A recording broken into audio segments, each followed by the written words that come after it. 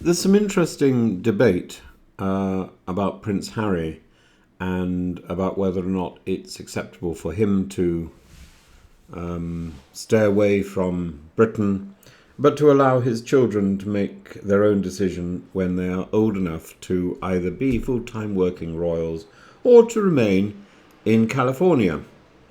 And I think one of the questions which hasn't been raised is whether or not Prince Harry could effectively abdicate his position, which in its classical legal and dynastic sense often implies a relinquishment not only of the individual's right, but of their entire line of the succession, not just personally but generationally, unless explicitly limited.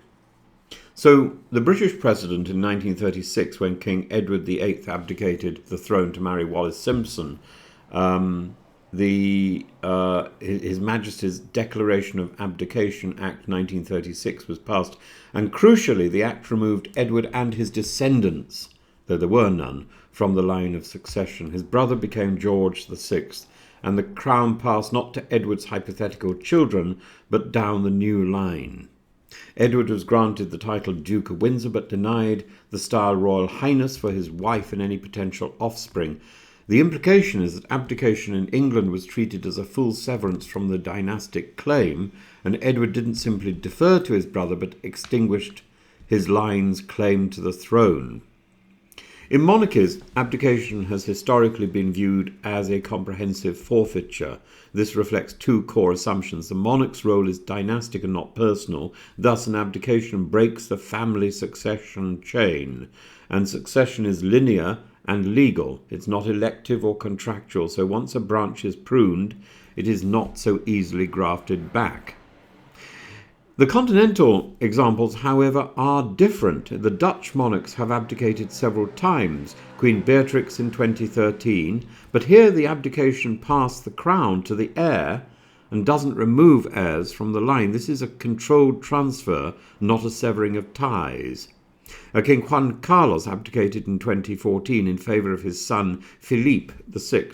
Again, this was a structured transition within the line, so not an abdication that nullified the rights of Juan Carlos's grandchildren.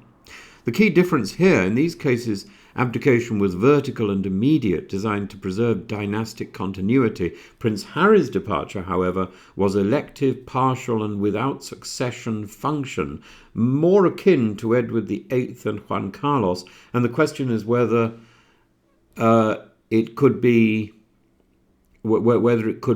formalised into a form of abdication. Prince Harry has not signed an act of abdication, but if one accepts that his effective withdrawal from royal duties is a form of dynastic abdication, even informally, then it follows by precedent that his renunciation would be seen not as just personal but hereditary, and Archie and Lilibet, like hypothetical children of Edward VIII, would be considered outside the line of succession. The logic is clear. One cannot abdicate one's duty, yet claim its privileges for one's heirs. However, this is not current constitutional doctrine in the UK. Under the Succession to the Crown Act 2013, removal from the line requires specific legislation or disqualification, for example, becoming a Catholic, not informal estrangement.